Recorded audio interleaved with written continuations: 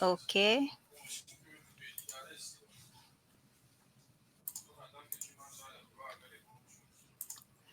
Bonjour, tu me suis, Léon?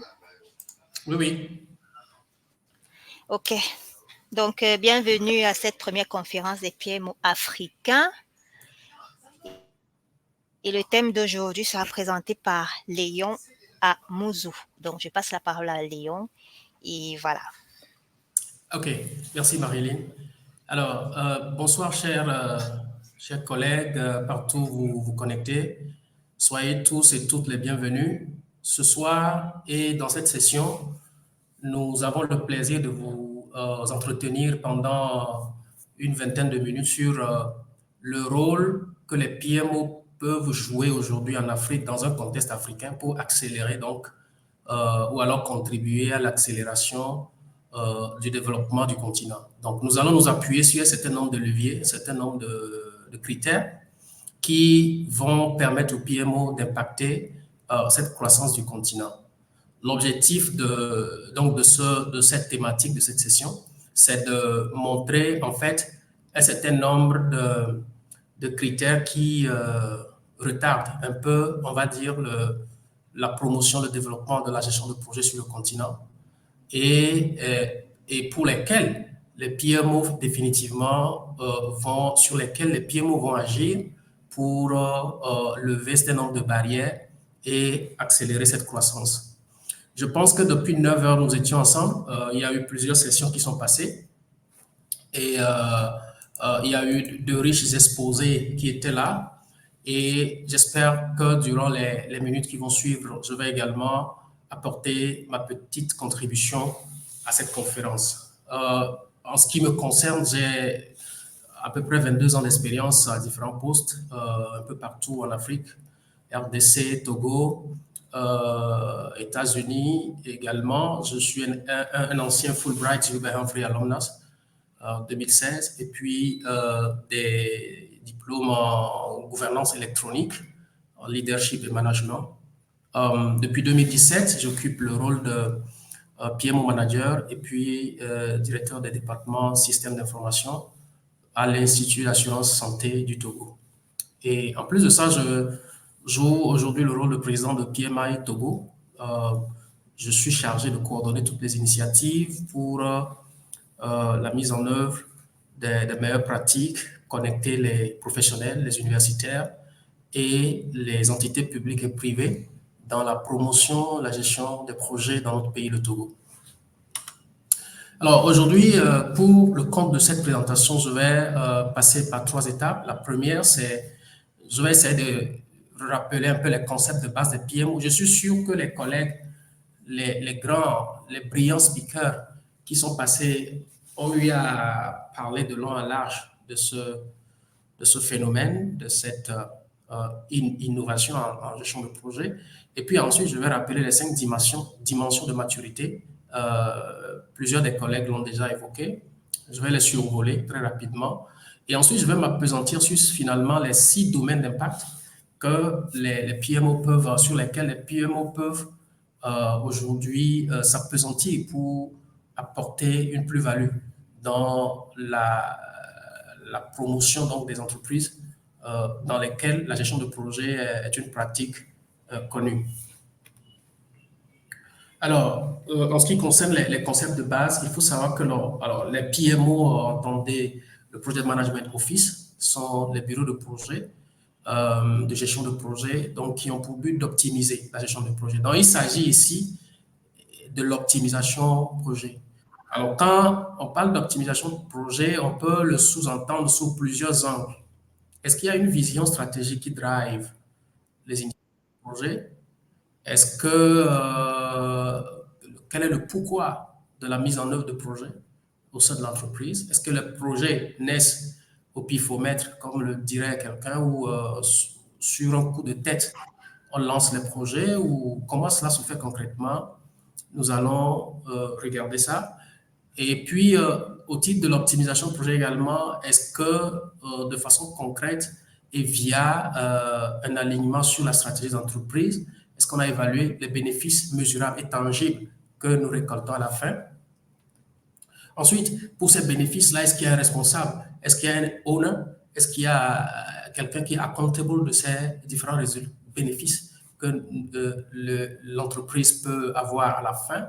Et enfin, qui est-ce qui garantit l'alignement? Alors, il faut savoir que l'expression alignement va revenir souvent lorsque vous voulez mettre en place les PMO, parce que finalement, ce sont ces organisations-là qui seront les premiers responsables qui vont veiller à ce que le volet alignement sur la stratégie d'entreprise soit respecté. Donc, en ce qui concerne les 5 dimensions de maturité, vous savez, il y a un rapport que PMI et PwC ont produit en 2022. Ce rapport définit donc 5 critères de maturité des PMO. Il y a les aspects gouvernance, intégration, alignement, processus, technologie, et puis les personnes. Alors, quand on les prend individuellement, on se rend compte qu'en ce qui concerne la gouvernance, il s'agit d'explorer tous les critères de performance à travers les KPI que nous définissons et en lien avec la stratégie globale d'entreprise. Ici également, nous gérons tout ce qui est relatif à la gouvernance, la gestion des risques et puis les critères de conformité finalement, et également les parties prenantes, tout ce qui est communication, sans oublier un aspect important qu'est les RACI, le rôle et responsabilité des différents acteurs, et ensuite pour finalement déboucher sur le développement d'une stratégie globale pilotée en interne au niveau du PMO. Le deuxième volet va concerner la partie intégration et alignement. C'est ici que nous voyons l'intégration des processus du PMO à l'ensemble des fonctions de l'entreprise. Et au niveau des processus, c'est quoi? C'est la définition de tous les processus de gestion de projet que nous mettons en œuvre au niveau de ces PMO. Quand nous parlons des processus de projet, c'est tout ce qui est relatif.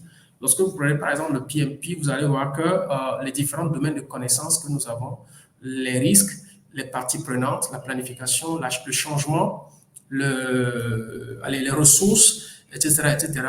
Donc, on définit de façon claire et entière ces différents process et on les met en œuvre, on les met en place et on essaie de les faire appliquer. Nous allons revenir par après sur ces différents critères de maturité des PMO dans la dernière partie de l'exposé. Et l'avant-dernier critère, c'est le volet technologie et les données. Donc, nous avons parlé dans les sessions précédentes que des outils comme le business intelligence peuvent booster donc le volet data au niveau des PMO et produire des indicateurs de performance au niveau de ces PMO-là. Et enfin, non des moindres, la partie humaine. Donc, toute avancée n'est possible que s'il y a des humains qui sont là. Et quand nous parlons d'humains, c'est tout ce qui concerne les processus de conduite de changement, non seulement la conduite de changement, mais également et essentiellement les formations. Donc, les PMO, dans leur essence, lorsqu'ils atteignent le niveau de maturité la plus élevée qui est le directive, et donc ils peuvent piloter et driver toutes les initiatives de formation en leur sein à l'endroit des chefs de projet. Voilà donc ce que nous pouvons dire sur la partie dimension. Alors maintenant, revenons maintenant au cas concret, enfin à l'élément cœur de cette présentation. Quels sont les impacts des PMO en Afrique aujourd'hui? Donc, la première question qu'on pourrait se poser, quelle est la caractéristique actuelle du continent et essentiellement la partie subsaharienne? C'est une région, il faut le dire, pleine de potentiel. Potentialité au niveau de la jeunesse, une économie de projet en croissance rapide, une population parmi les plus jeunes au monde.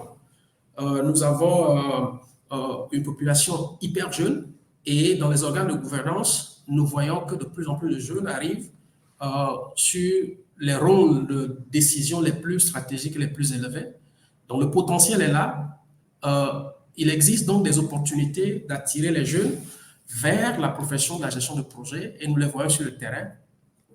Et puis, aujourd'hui, essentiellement, l'émergence des nouvelles technologies, telles que l'IA, donc qui vont définitivement contribuer à ça. Donc, ce tableau est positif, d'accord? Il est réluisant, il est plein d'avenir, mais il y a un certain nombre de critères, de choses qui, aujourd'hui, même si dans certains pays, il y a des avancées sur ce tableau, nous constatons effectivement sur le terrain, effectivement, qu'il y a des problématiques de corruption qu'il faut adresser.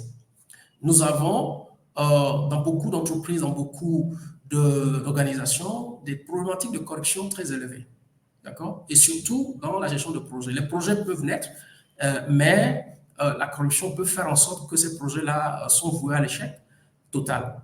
Et vous avez également toute la problématique de la résistance au changement, d'accord? Surtout dans les entreprises à connotation publique, la résistance au changement est quelque chose de très, très, très fort. Et comme je l'avais dit tout à l'heure, la partie sur l'indice de maturité, sur la partie people, au niveau des personnes, la conduite du changement sera un facteur intéressant à regarder. Et l'autre élément fort qu'il faut voir également et qui consiste des leviers qui un peu ralentissent un peu les efforts, c'est la mauvaise utilisation des ressources financières. Elles sont plus ou moins rares, un peu, elles sont énormes sur certains pans, sur d'autres elles sont un peu rares, mais non seulement elles sont rares, mais également elles ne sont pas utilisées à bon escient. Voyez-vous? Et donc, donc l'autre volet, c'est les critères, les problèmes de compétences. Vous avez sur le terrain, d'accord, beaucoup de chefs de projet, beaucoup de personnes qui drivent le projet. Léon, oui? Oui, nous ne voyons pas ta présentation. Elle ne défile pas. Elle ne défile plus? Oui, elle ne défile pas depuis le début. Wow. D'accord, là c'est bon. OK. C'est bon maintenant? Là, je vais être sur celui-ci. Donc j'étais en train de parler de...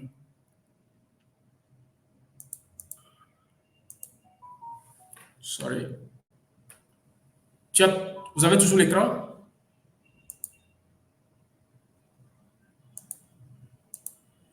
OK. Oui, il faudrait agrandir. On ne voit pas bien.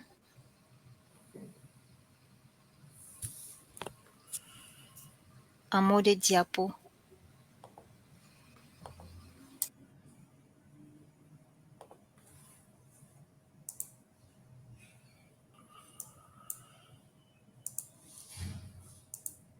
Là, je reprends le partage rapidement. OK.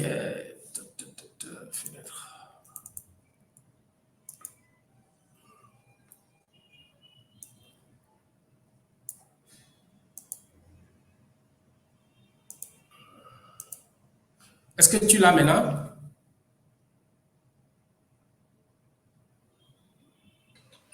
Non, c'est toujours pas agrandi. En mode diapo, juste en bas là. Oui, écoute, je pense qu'on va y aller. On va y aller comme ça en attendant, comme le temps est compté. Alors, j'étais en train de parler de ces critères, de ces leviers qui bloquent souvent l'avancée des projets sur le terrain. J'ai parlé de la corruption, j'ai parlé de la résistance au changement, j'ai parlé également de l'insuffisance de ressources financières et même si elles sont insuffisantes, des fois, elles sont mal réparties et mal utilisées. Les problèmes de compétences, toutes les problématiques liées aux formations, et puis les infrastructures qui sont inadéquates sur le terrain, et enfin l'instabilité. L'instabilité, on peut le voir sur plusieurs angles. On peut le voir sur les angles politiques, sur les angles économiques également, à ce niveau-là. Et donc maintenant, sur la base donc, de ces critères qui sont non réluisants par rapport à la gestion de projets aux entreprises dans lesquelles les gestions de projets sont en train d'être menées, que viennent faire alors comment l'appelle-t-on, les projets pour adresser ces différentes problématiques.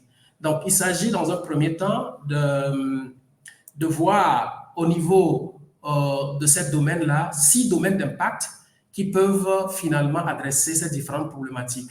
Donc, j'ai essayé d'identifier la partie gouvernance et je suis en train de dire qu'au niveau de la gouvernance, lorsque nous mettons en place des processus de gestion normalisés, c'est-à-dire que les processus sont en place, tout est nickel, tout est mis en place de façon ordonnée au niveau des PMO, nous allons contribuer drastiquement à réduire la corruption, d'accord? Même si ça va être compliqué à faire, ça va drastiquement contribuer à la réduction et à l'amélioration de la transparence dans la gestion des projets à ce niveau-là. La partie alignement sur la stratégie est un élément important, je l'avais souligné au départ. Donc, les projets doivent finalement être systématiquement alignés sur la stratégie. Et c'est ça même ce que le PMO vient mettre sur la table. Le PMO a pour essence de contribuer à l'alignement sur la stratégie organisationnelle. Et ce faisant, vous allez voir qu'en termes de résultats, vous aurez la réalisation des objectifs de développement au niveau de votre entreprise, mais également des investissements qui sont efficaces et efficients. C'est-à-dire que même si la ressource financière est peu onéreuse, elle sera investie dans le domaine à fort impact et qui apporte de la valeur ajoutée aux clients ou aux end-users. La gestion efficace des ressources également est un domaine d'impact que nous avons identifié et nous disons que les PMO peuvent aider finalement donc les organisations à gérer efficacement leurs ressources, y compris les ressources humaines, financières et matérielles. Donc, comme je l'ai dit, les ressources sont insuffisantes, des fois suffisantes mais mal investies, et donc les PMO viendront donc adresser cette problématique et cela va aider, contribuer à maximiser l'impact de ces projets, à réduire les dépenses onéreuses, les coûts qui flèchent, qui flambent, et qui induisent des surcoûts sur les projets au fil des années.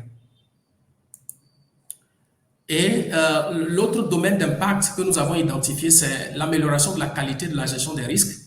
Donc, lorsque, en début de projet, avec l'aide du PMO, nous faisons la matrice de gestion des risques et la définition des normes de qualité, les critères de qualité pour les projets que nous menons sur le terrain, nous allons constater et remarquer une grande amélioration de la qualité des produits délivrés à la fin et une gestion des risques associés au projet et au programme qui peuvent contribuer à minimiser les pertes et à maximiser donc les gains.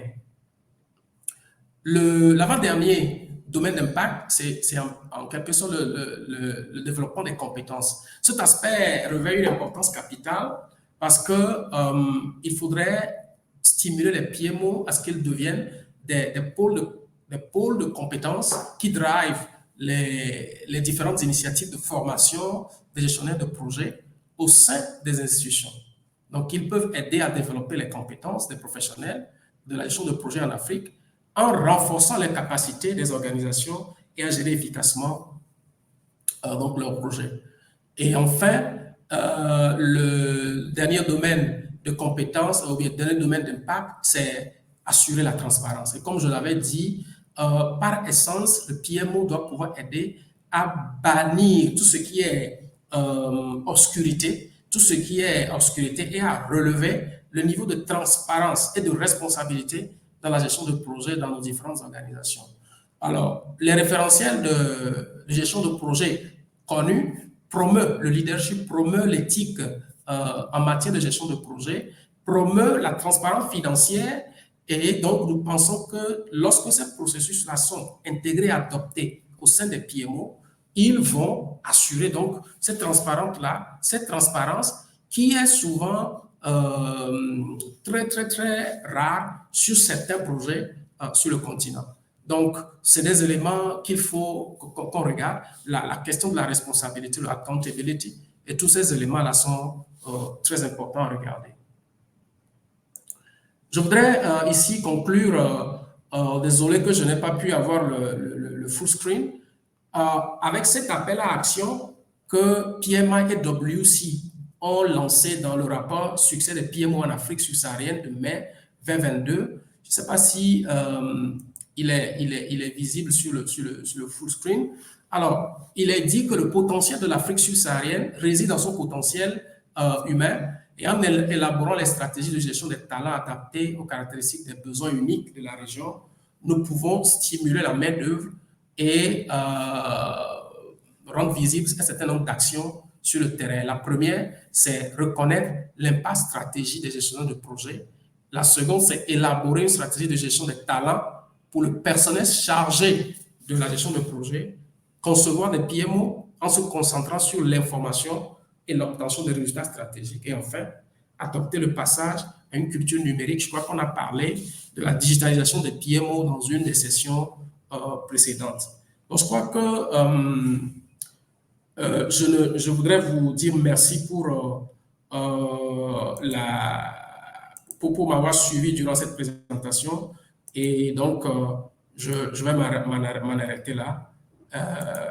Marilyn, j'en ai fini. Merci à tous.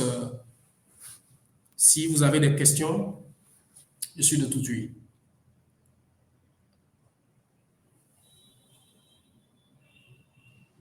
Ok, merci Léon pour cette belle présentation. Merci à tous ceux qui regardent. Alors, j'ai deux questions. La première question est, tenant compte du contexte africain, quelle est l'étape la plus importante de la gestion des projets? Oui, le contexte africain peut paraître particulier sous différents angles et nous estimons, selon ma perception, que la gestion des parties prenantes est un élément fondamental. Quand vous êtes chef de projet sur le continent, il faut maîtriser la gestion des parties prenantes. Parce que en Afrique, surtout en Afrique subsaharienne, nous avons des questions liées à la hiérarchie. Et d'abord, d'ailleurs, le rapport PMI et PwC l'ont mentionné, la question de la hiérarchie est quelque chose de très fondamental. Le respect de l'autorité sont des trucs importants. Et les gens veulent conserver leur part de pouvoir. Donc, il faut faire une matrice des parties prenantes très bien élaborée et ensuite une gestion des risques vraiment qui peut vous permettre d'avoir en tête les différents risques classés sensibles avant le démarrage de ces projets. Je crois que ces deux éléments vont finalement aider, les chefs de projet à avoir une certaine réussite et asseoir une certaine notoriété et crédibilité dans les différentes entreprises. D'accord. Une dernière question. Quels sont les enjeux de la gestion des risques en Afrique? Les enjeux. Oui, la gestion des risques en Afrique, c'est quoi? C'est d'avoir la lucidité de les identifier et de les retenir comme tels, comme des risques. Lorsque nous prenons les questions de corruption, de traçabilité, de transparence, de changement, eh bien, c'est des questions sensibles dans certaines organisations, dans certaines structures. Il faut avoir le courage avec toutes les parties prenantes autour de la table de les définir de façon concrète et identifier les risques qui sont associés et de les mettre sur la table et trouver des mesures de mitigation de ces risques-là afin de permettre à ce que, à la fin de la journée, lorsque ces risques-là émergent, qu'on puisse être à même capable de les mitiguer, de les adresser. Donc, je crois que c'est ce que je peux dire un peu par rapport à la question. D'accord. Je crois que c'est tout pour les questions. Donc, un grand merci à tous ceux qui ont participé, à tous ceux qui ont regardé. Et on vous dit merci et au revoir. Merci, à bientôt.